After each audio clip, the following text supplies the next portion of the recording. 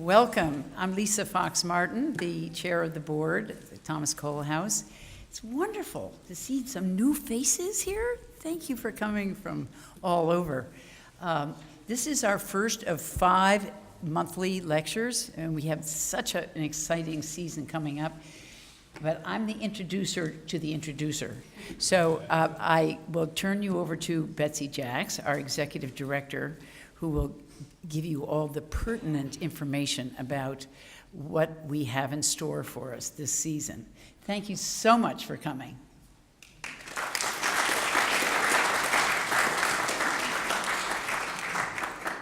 Hi, everyone. Thank you so much for coming. This is the start of a big year. I think that if Thomas Cole were around, he would be quite amazed and gratified to know that the Metropolitan Museum of Art is giving him a solo show. Right? So 200 years ago, he came from England to this country for the first time as a 17-year-old. And this year, 200 years later, his artworks are sailing back. There's going to be an exhibition in London. This show at the Met's going to London. So I think it's really quite an amazing turn of events, and so well deserved. So we're thrilled. And to celebrate this great happening, we have this lineup of Sunday salons. We've partnered with Yale University and the Metropolitan Museum of Art to bring a show that will be right in this room. That's a companion show to the one at the Met. And we have with us today a young man who is a doctoral candidate in art history at Yale, working with Tim Berenger. And they are 2 of a 5-person curatorial team that's putting on our exhibition. Tim is also one of the co-curators of the show at the Met. You got all that yet? It's like a lot. So we're thrilled. And Nick has been doing research, as you will learn, on the early part of Cole's life, which has been shrouded in mystery. There's just been so little scholarship on it, and he's uncovered a lot of great new information.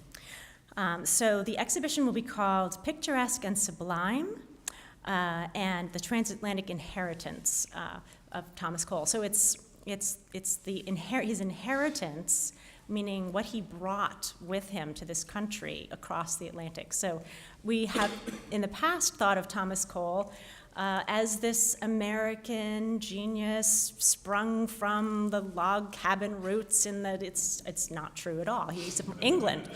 And from his early life, this mythology grew up around him being just a pure American-born person. So we're shattering all those myths, and we're talking about him being a global figure. Nick is writing his dissertation about the visual culture of climate and meteorology. The visual culture of climate and meteorology. So I asked him about that on our way to lunch today, which is an amazing, interesting topic about how all the science of weather was just congealing at that part of our history. So you can see it in the art of the period in Britain and America. And before going to Yale, he was a curatorial assistant at the Whitney Museum of American Art, and I think we figured out that we didn't overlap. I was there when he wasn't, and he was there when I wasn't. So we're thrilled to have him today. I also want to thank the sponsors of this Sunday Salon series, 2 of whom are in the audience with us today, James and Diane Lewis, thank you. And also David and Laura Gray, who are not in the audience today, but have been sponsors, as well as the New York State Council on the Arts. So we have a lot of support to bring this to fruition, and thank you all. And thank all of you for coming and being part of our Thomas Cole fan club, right? We're very excited. So please welcome Nick Robbins.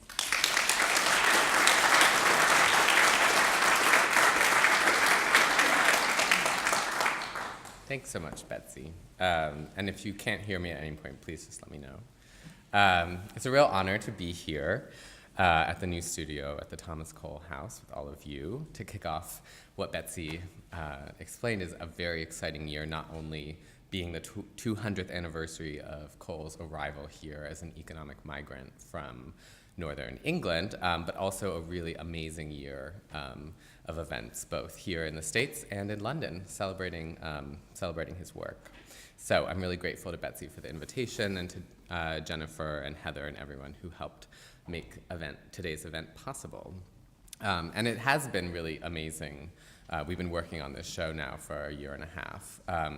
My colleagues and I at Yale working on the exhibition that will be opening this spring. And I hope you will all be coming back to see this room transformed, filled with a really exciting group of paintings and works on paper that will talk about really how Cole, what the foundation of Cole's aesthetic education in England and the United States consisted of. So my lecture today, as Betsy mentioned, is drawn from the essay that I wrote for the catalog, which I know has just arrived, but I have not yet seen it. But I think it will be very beautiful.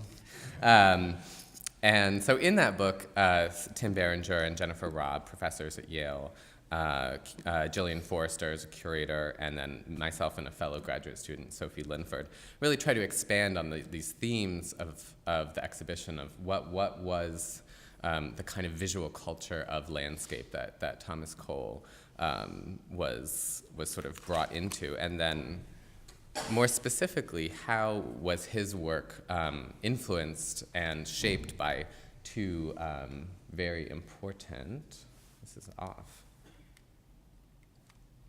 aesthetic categories, the picturesque and the sublime. So I have these two examples of works from the British Art Center at Yale that will be in this show. On the left, John Constable's River Stour, Suffolk, a print from 1831, and then J.M.W. Turner's Hawdraw Falls.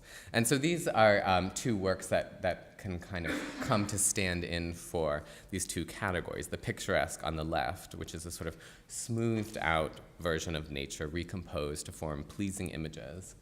Well, on the right, we see the sublime, which is the rougher, more perilous vision of nature, capturing its violence and extra-human force. And so what we hope to show in this exhibition, and I love projecting images, but in a few months, this painting will be here. So come see it. It'll look better then.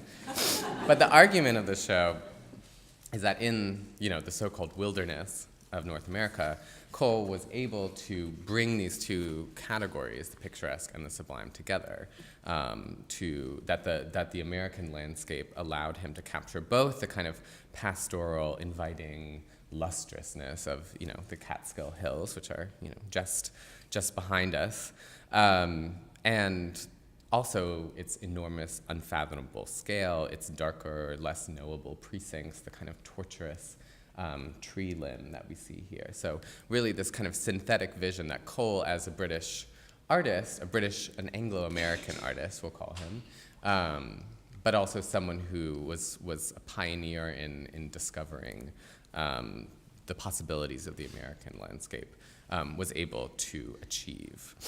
And so one of the other things, and this is what I'll be talking about today, that the show is trying to do, is to argue for the importance of what in the categorization of museum collections are called, quote, works on paper, which I think is always a very kind of diminutive name for what is a really wide and varied collection of objects, anything from sketches to finished drawings, prints, photographs, letters, books.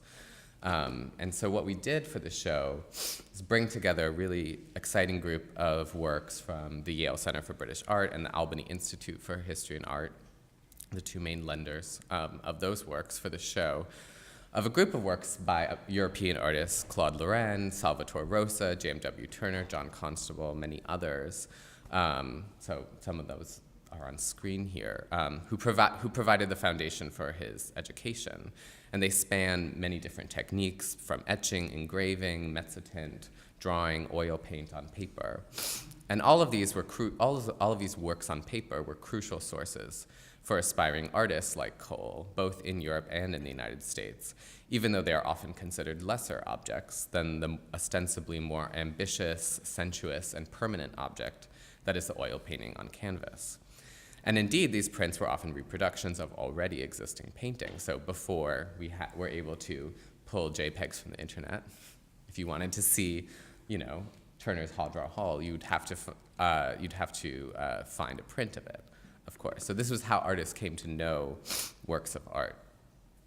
And so it could be said that through books and prints, art existed in a network of circulation and exchange in the 19th century. And so I would argue that they were primary rather than secondary works, especially considering their role in the formation of aesthetic knowledge and artistic production.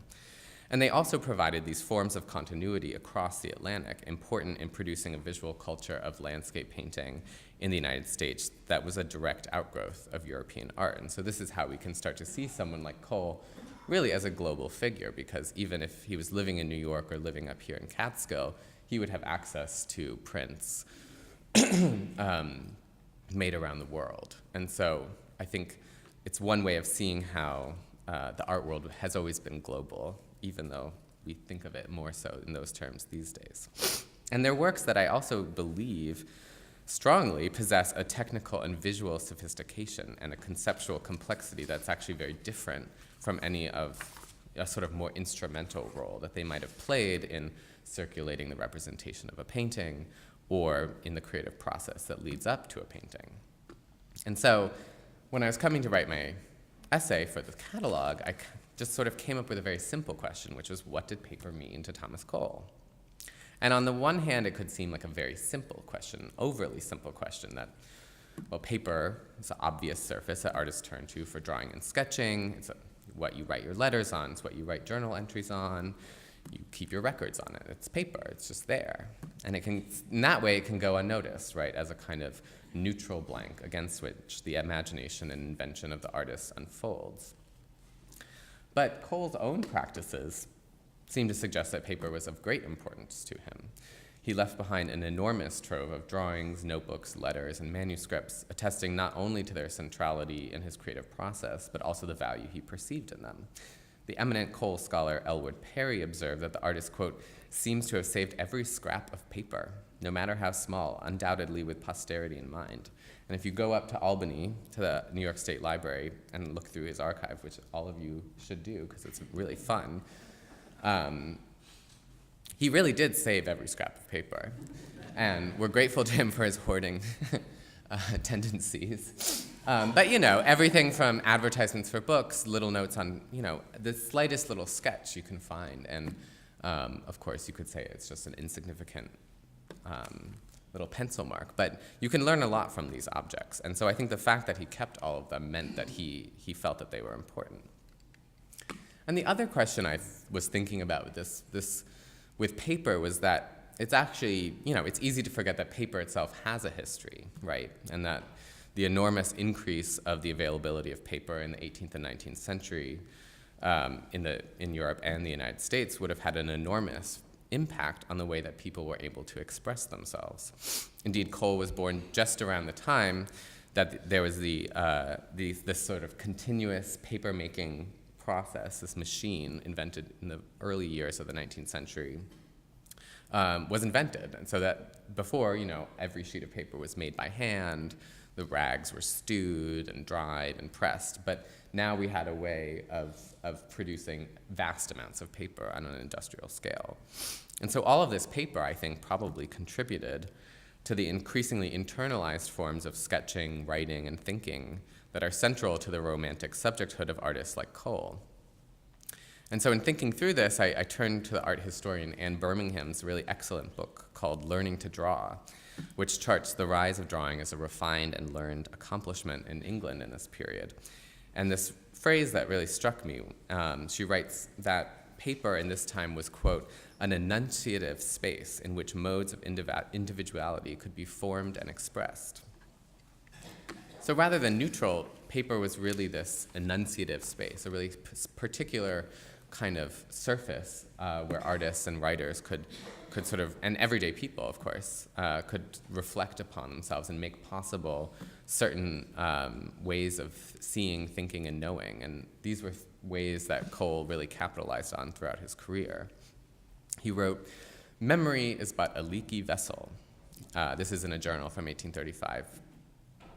And with this view, I intend to record some of the passing circumstances of life so that in time to come, I may look to the experiences of the past. So he's very self-reflexive about how he was using his journal and what this sort of space of paper meant to him.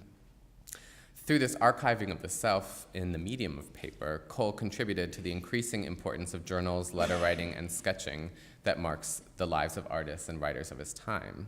And I think this is particularly true of Cole's early works, the drawings and notebooks that he made between 1823 and 1825. And so that's really the period that I focused on, which, as Betsy mentioned, 1825 being the sort of beginning of his career, but these few years before where Cole was really ranging around, that I think paper played a particularly important role in his development.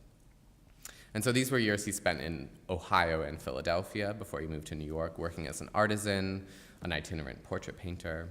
And this was just before he moves to New York in 1825, and his work is discovered by artists and collectors when on display at a bookstore, in fact, in the bookshop of William Coleman.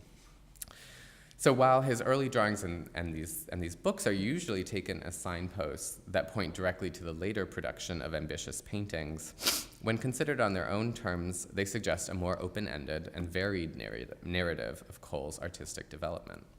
They were produced from a precarious position, often one in anguish at his lack of financial security, and at a time when Cole lacked the patronage or commissions that would have afforded him the very expensive materials necessary for oil painting. And so these paper objects, drawings, sketchbooks, notes, letters, journals, demonstrate his aspirations and ambitions, his assimilation of transatlantic printed knowledge, and his attempts to codify and analyze his own experiences of observation. And so rather than just works on paper, I like to think of them as sort of works with paper or against paper, works that demonstrate the complex interplays between drawing and making, writing, and thinking that paper made possible for Cole.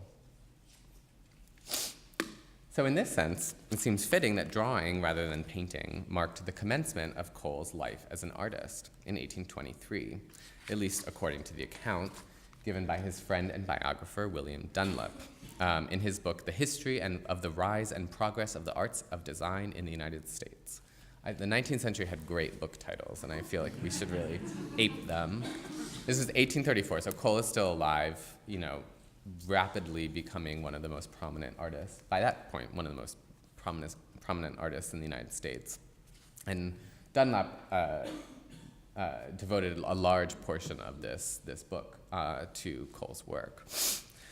But in 1823, Cole was living in Pittsburgh and working at his father's manufactory of painted floor cloths, so these canvas floor cloths that were very common, used instead of rugs, hand-painted or stamped. Dunlap writes, "Heretofore, in his pursuit of art, Cole had been straying in a wrong path."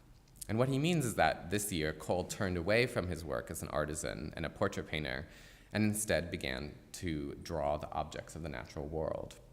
It's this very beautiful description that Dunlap writes. "Every morning, before it was light, he was on his way to the banks of the beautiful Monongahela River with his paper and pencils. He made small but accurate studies of single objects, a tree, a leafless bough. Every ramification and twig was studied. He had now found the right path, and what is most extraordinary, he had found the true mode of pursuing it. Thus, in those studies whose results we now see, he passed the early morning, and by 9 o'clock, returned to the labor of the day as a manufacturer." So essentially describing Cole sort of stealing away these early morning hours to practice his craft as an artist before he returned to his job working for his dad at a failing floor cloth manufacturing business in Pittsburgh. And I love the way that the paper and pencil really take a central role in this account. And they're almost this way that Cole is sort of claiming space for himself as he takes the time to develop his talent. And so this is one of the results. The earliest dated drawing from this group, which is a pen and ink work on paper, buttonwood tree, inscribed with the name of the tree and the date, May 16th, 1823, on the lower left corner. You can see that down there. So this is going to be in the show. And this was really the drawing that sort of set me off on thinking through Cole's early career. The drawing is quite large, with torn, dirtied corners that bear the traces of pinholes. So you can see Cole probably had this tacked up onto a board, maybe later up in his studio. The isolation of the buttonwood, which is another word for the American sycamore, against the smooth whiteness of the sheet produces a striking effect, as if it were a specimen impressed upon a page for collection by a 19th century botanical enthusiast. The form of the tree stretches to the very limits of the paper, grazing its top edge. The texture of the bark on the lower part of the tree is carefully recorded in an overlapping array of parallel strokes, and that's there, really like someone who was trained in etching would know how to create tone. Hooked at the end, capturing a perceptual roughness that dissipates both above and below, where the tree trunk blends into the whiteness of the page. From this trunk, boughs and twigs spring off, creating a twisting network of forms whose heavily shaded borders produce a stark and graphic effect. Beyond the tree stretches out the Monongahela River, so that's here. Its aqueous surface confirmed by the bobbing branch that sets out ripples midstream. On the opposite bank are two oddly taut, curving trunks that perhaps respond to the tortuous curves of the buttonwood. See these funny trees over there. There's a static perfection to this drawing that seems at odds with the conventions of a study from nature. We could, for example, compare Cole's drawing with the drawing on the left by John Constable, a roughly contemporaneous study of fir trees in Hampstead Heath near London, made in graphite.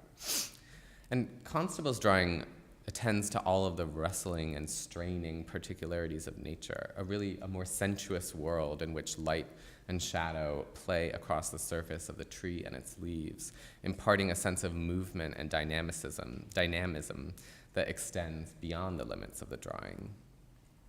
By contrast, Cole's treatment of the buttonwood confers an almost classical balance.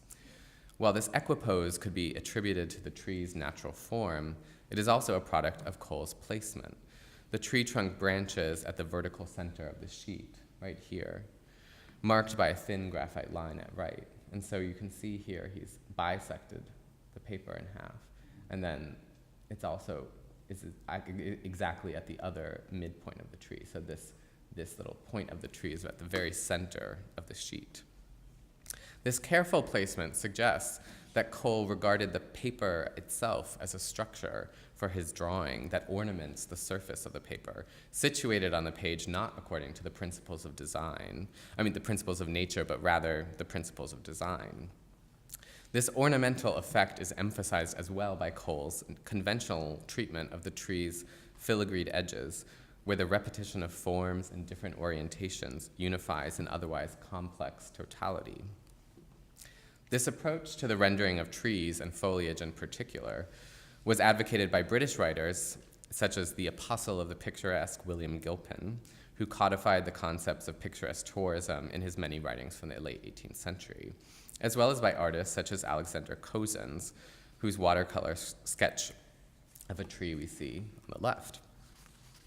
But instead of a repetitive mark making that captures the sort of effect of the tree, and you can see that in Cozens, he's just sort of blotting out the foliage of the tree, so we get this kind of single sort of shape or form that flashes up again in front of us. Cole's repeating march encouraged us instead to linger along the contorted and articulated edges and the flattened texture of the tree. This striking matrix of black and white tones, positive and negative, locks together the paper surface with the tree inscribed upon it, dramatized by the opulent stretches of blank paper surrounding the object. Indeed, I like to think instead of it as a drawing, I think of buttonwood tree as a kind of decorated paper.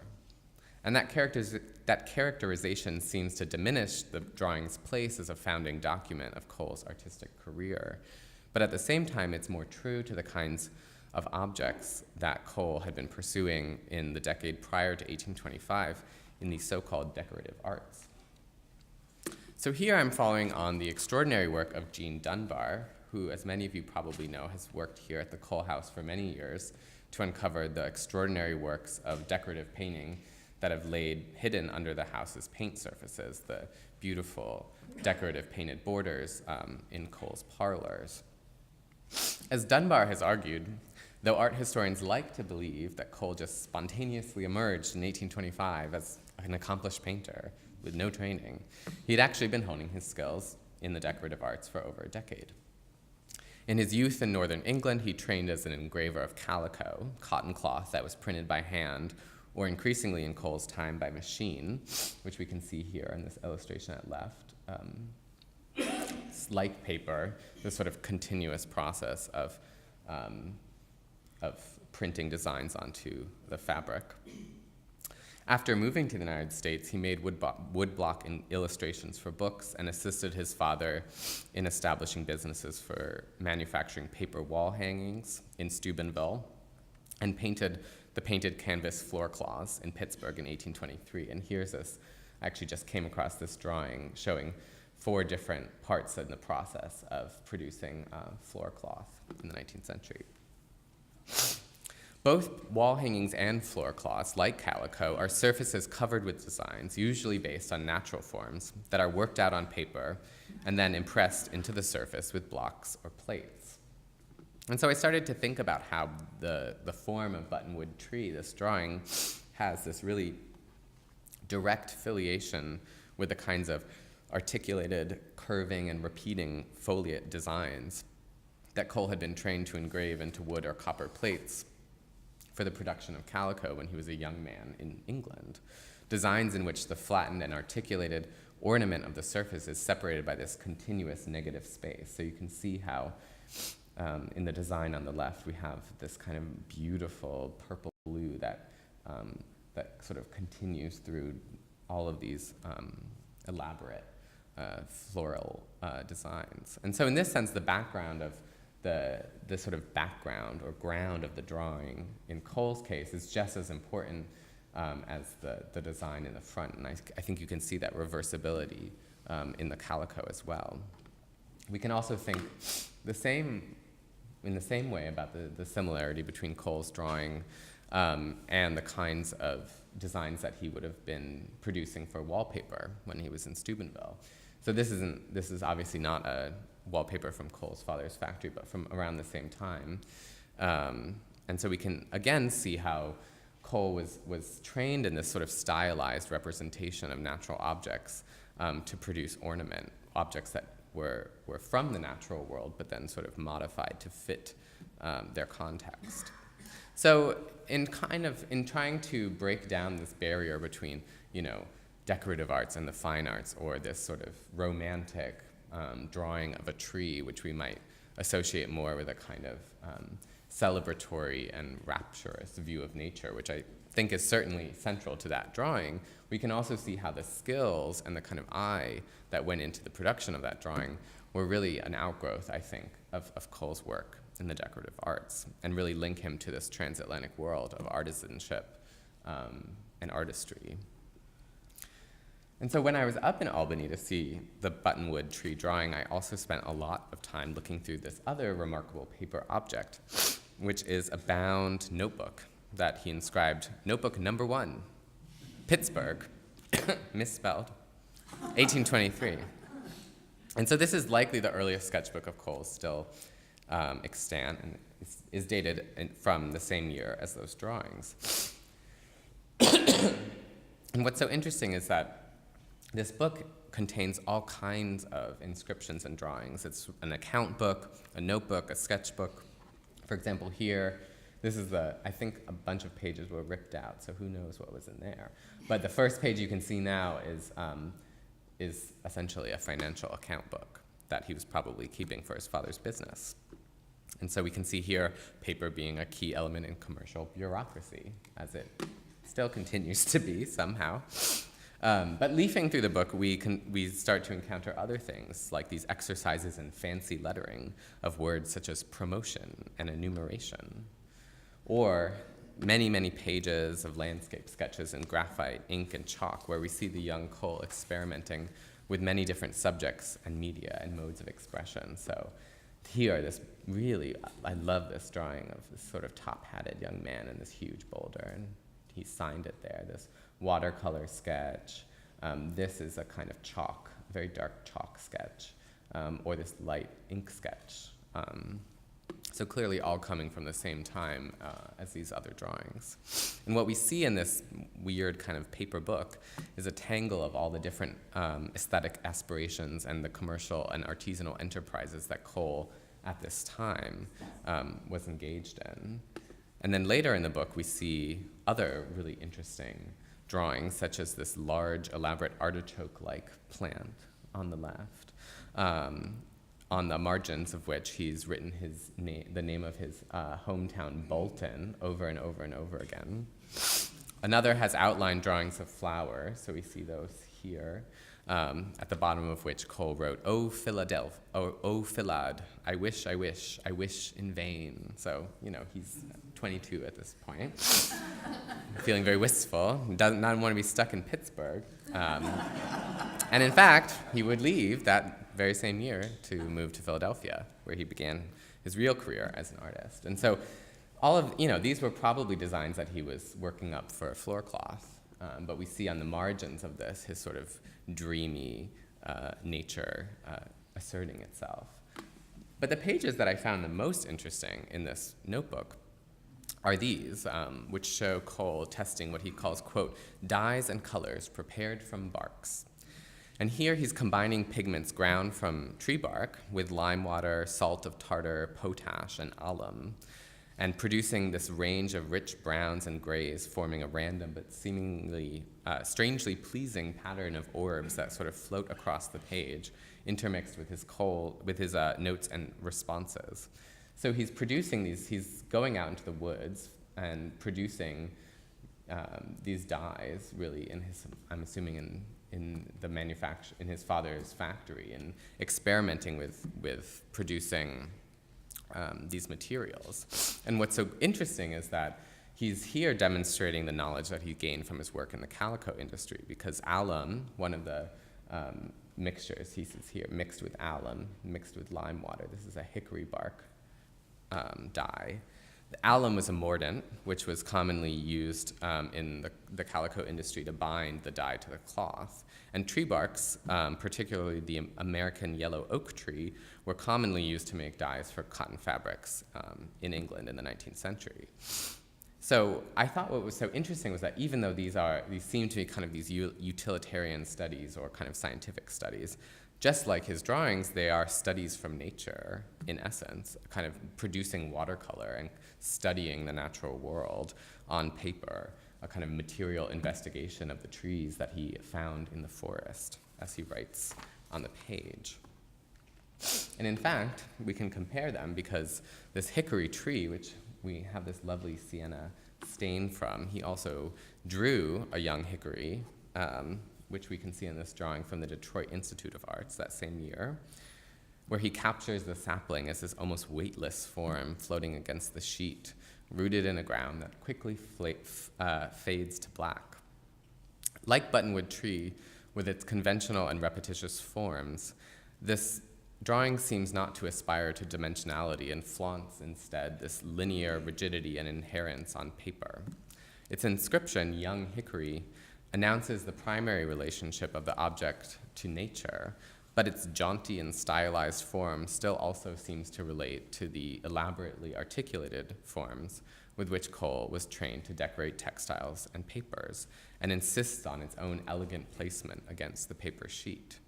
And so altogether, I sort of see in these early drawings Cole shuttling between his learned habits of surface ornamentation and his aspiration to this Anglo-American idiom of picturesque landscape representation with its expressive explorations of natural forms. And both of these aspirations take their place aside one another in a really interesting way in the interleaved sheets of this early notebook. I'm just gonna have a sip of water.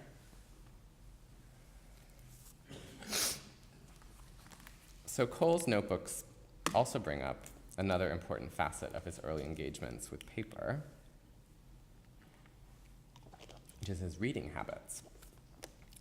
So what's so interesting is that we can also see how paper was this kind of tool that allowed Cole to reach across geographic space, books and prints being essential to the circulation of aesthetic knowledge in the transatlantic world that he inhabited. And he was part of this 19th century culture of reading in whose lives books played these active and intimate roles as sites where public knowledge met private experience. I think, we have this relationship to books now, but intensified still, given the fact that without movies, without photography, without a huge illustrated print culture, books were really a primary means of engagement with something outside of oneself. And in the narratives of Cole's life, produced during and just after his lifetime, his encounters with printed books are positioned as these pivotal events.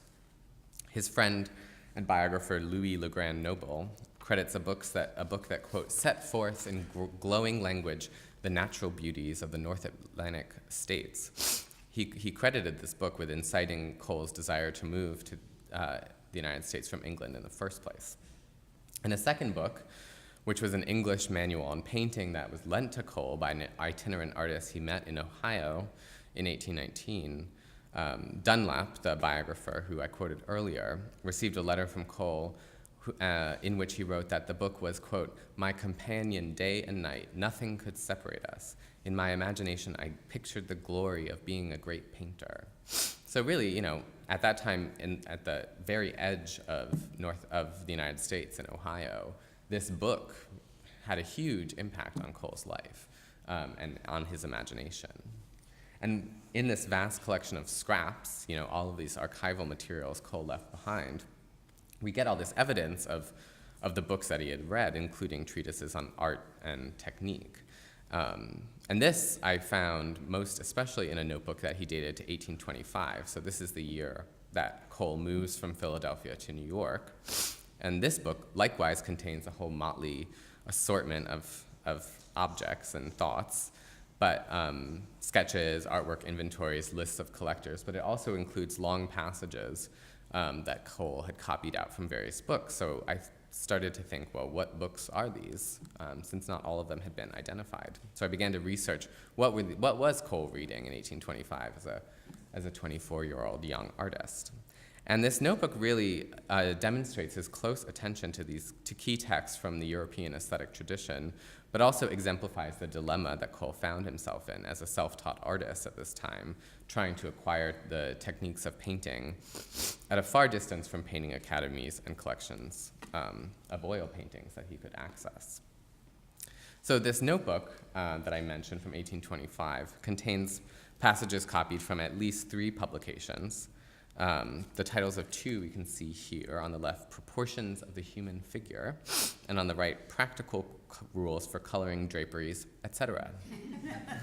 And these 2 concern knowledge that was requisite for Cole's desire to become an accomplished artist. In history painting, which was regarded as the highest attainment of painting, the recording of great events, the treatment of human form was central to the aesthetic theory of history painting, and it was really on the way in which artists were able to paint convincing and expressive human figures that their talent was judged. Likewise, the convincing treatment of drapery and the play of light on textiles, such as satins, were another measure of the painter's skill. And so the very fact that Cole picks these 2 passages to copy from means that he's very aware of what are the kinds of skills that I need to acquire and the kind of skills that people will be judging me on as a painter.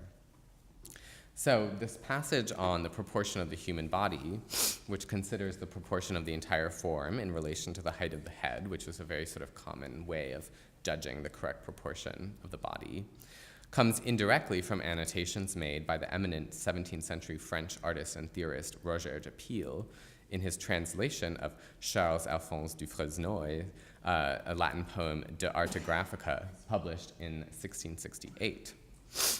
And then de Pile's translation was translated into English in 1783 under the title The Art of Painting, with notes by Joshua Reynolds, who then was the president of the Royal Academy in London and the most famous and acclaimed English painter and theorist of his time. So Reynolds, in his translation of the book, also cites Roger de Peele's notes on his translation, and it's that translation which Cole copies into his notebook. So in tracing this really complex series of publications, we can see how Cole, in the private space of his notebook, was joining this chain of transcriptions and translations, linking him to the most prominent figures in the world of French and British academic painter. This despite the fact that he was an unknown, random aspiring artist in New York City. So I think this really shows the kind of radical access to knowledge that books were able to give aspiring artists such as Cole. Likewise, the passage on drapery was copied, or at least originally published, in a well-known English manual by Thomas Bardwell called The Practice of Painting in Perspective Made Easy, which you can imagine would appeal to any aspiring artist. And the book as a whole really emphasized the centrality of color, and the passage Cole picks up on, and it's more than just this page, it's a number of pages, concerns methods for evoking the shimmer of light on satins of various hues, so white satin, blue satin, red satin. How do you actually mix pigment that will give you the right effect of light? But the same passage was actually reproduced in a number of 19th century handbooks on oil paintings, dictionaries, and encyclopedias that Cole could have had access to in Philadelphia and New York.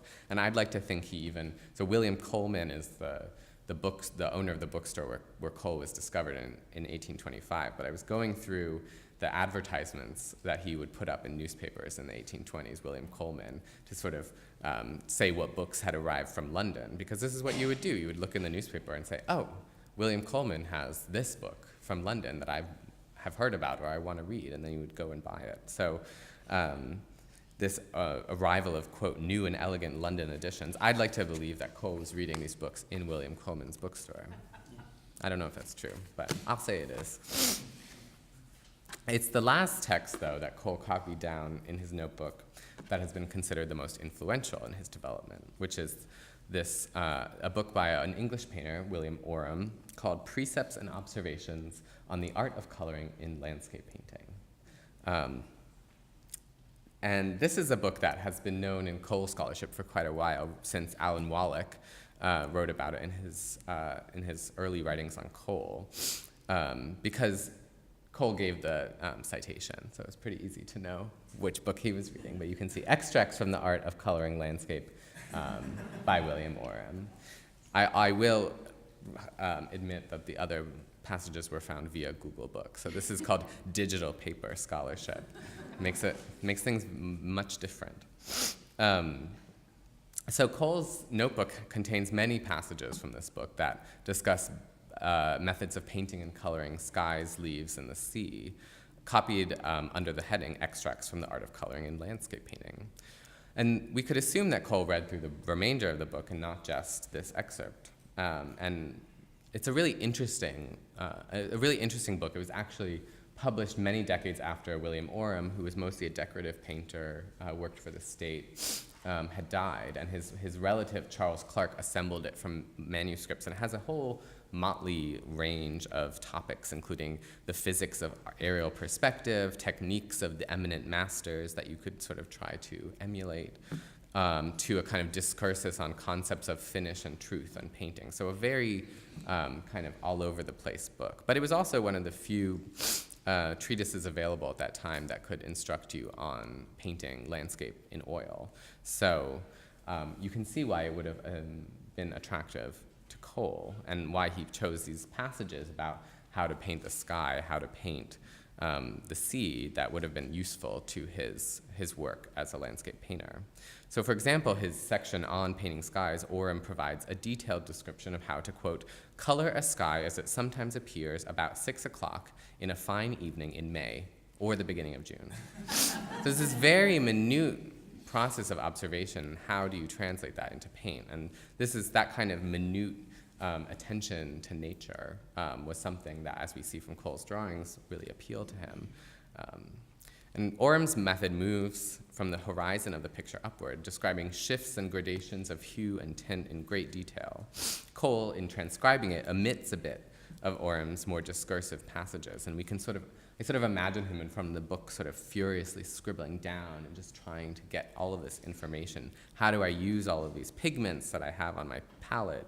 Lake, lead white, vermilion, English red. How do I use all of these technical tools and produce something that's convincing and expressive? And what's so interesting, too, is that Orum's focus really is on color, which, of course, is absent in a book printed in black ink and with black ink engraving illustrations. And so this absence of color really structures the illustrations to Orum's book, one of which you'll see here. And I should mention, Orum's book will be in the show as well, in the show here in April. So color was famously described by de Peels, the same theorist I mentioned earlier, as the, quote, difference of painting. Really the key element. Color is what makes painting painting rather than drawing or engraving. But Orum is trying to describe how to use color in a medium, paper and ink, that has no color. So how do you do that? And this really, I love this, this illustration. It's called Memorandum of a Sky. And here, Orum provides this method for recording light and color. We see the barest forms of the ground and horizon outlined, a kind of weird box-like structure, maybe representing a house, unclear. Above this, these sort of broken lines denote various strata of clouds reaching up to the sky. And then between them, printed these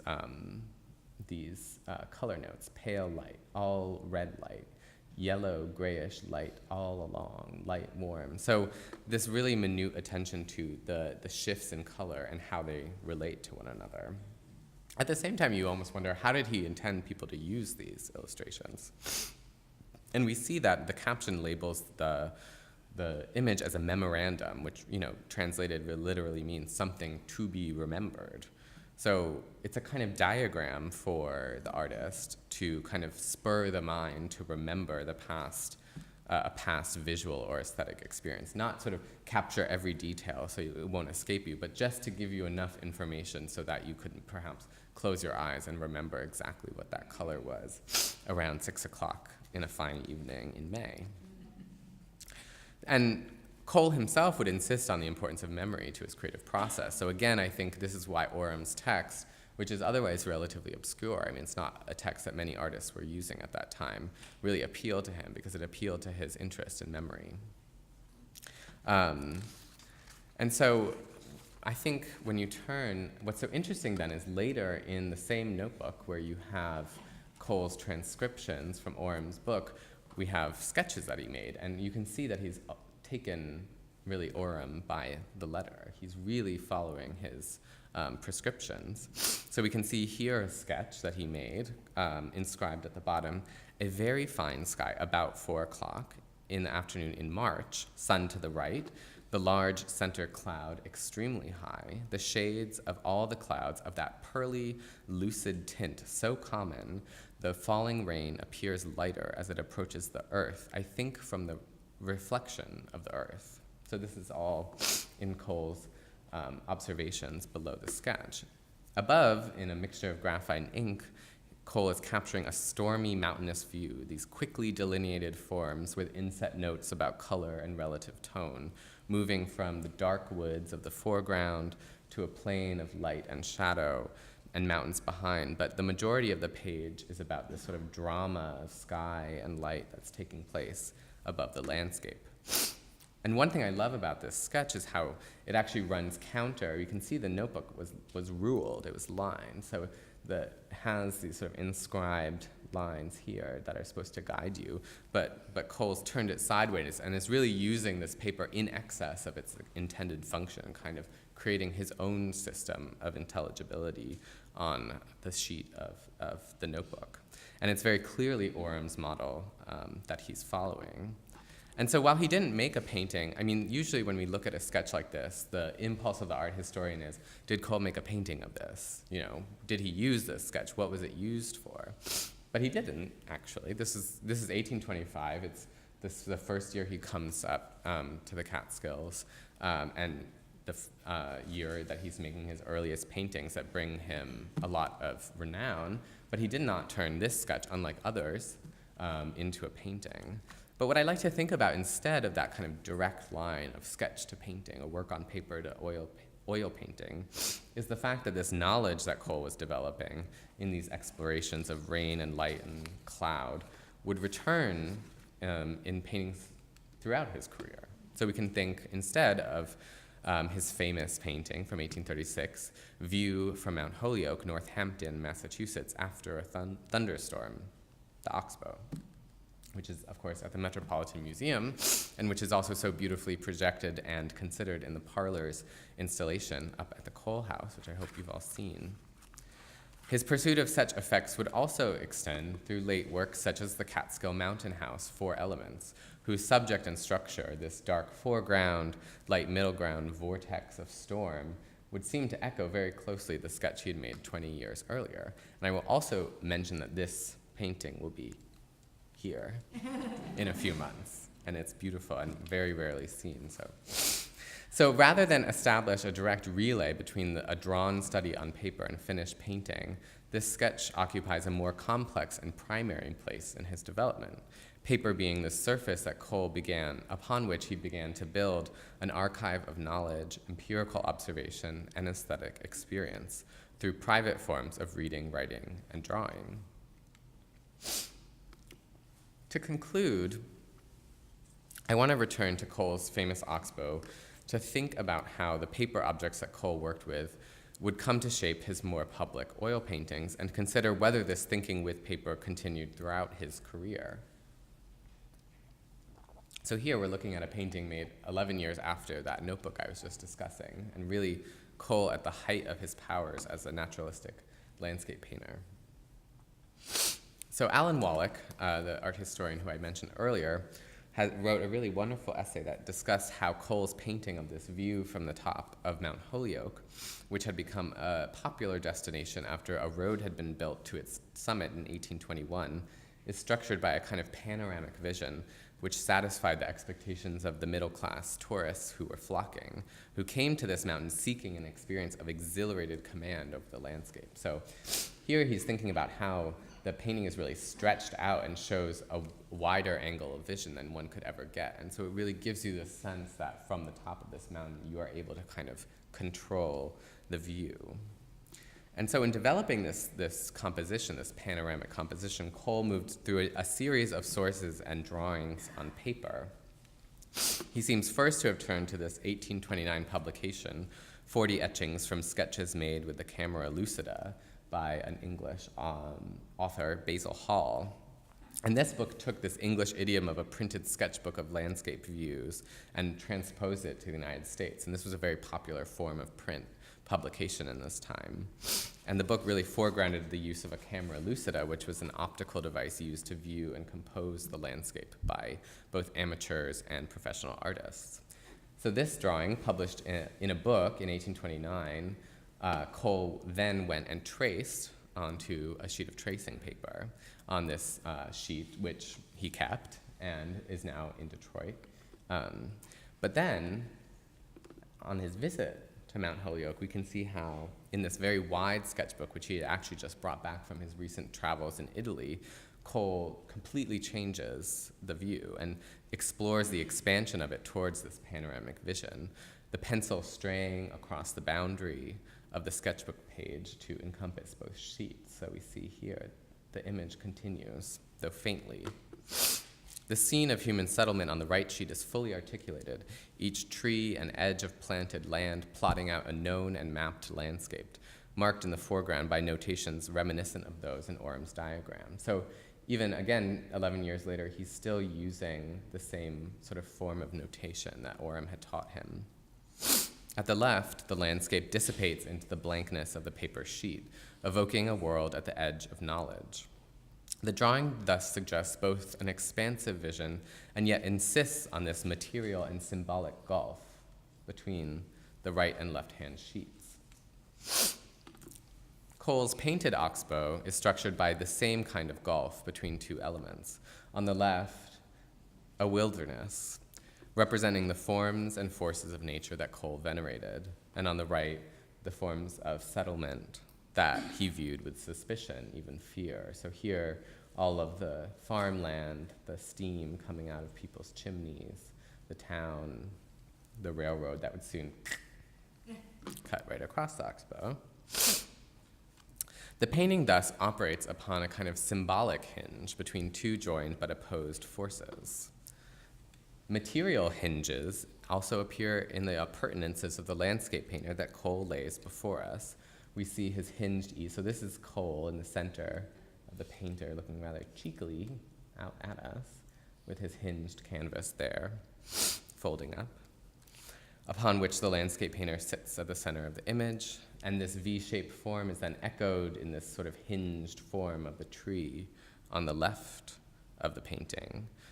Here we have his folding chair, the X that any traveling landscape painter would own so he could sit and sketch.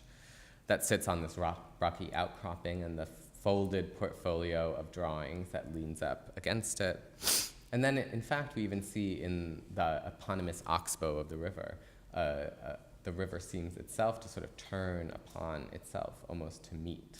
And of course, if left to its own devices, it eventually would jump over that divide. So I became interested in how everywhere in this painting, both in its main structure being divided in half, but all throughout, we see this kind of hinged form as a kind of symbol of something that folds up and collapses on itself. And then thinking about the sketchbook, we see that the rain and mist of the storm, which marks the edge between the wild forces of nature and human attempts at control, it occurs precisely at the same point next to this tree that springs out from the hillside, as in the notebook we see this gulf between the right and left-hand sheets of paper.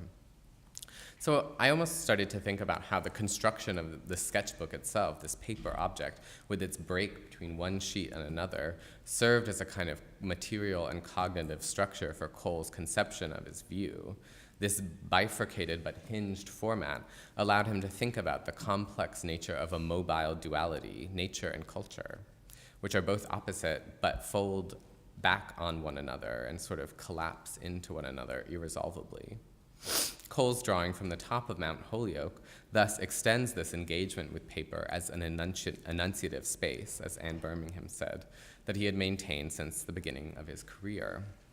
It was on paper that Cole could work through different materializations of his artistic ambitions and his artisanal knowledge, theoretical principles and means of application, modes of vision and ways of translating them in line and language. These processes were distinct from his achievements as a painter, but they nevertheless formed the foundation of his imaginative process and intellectual life. Thank you.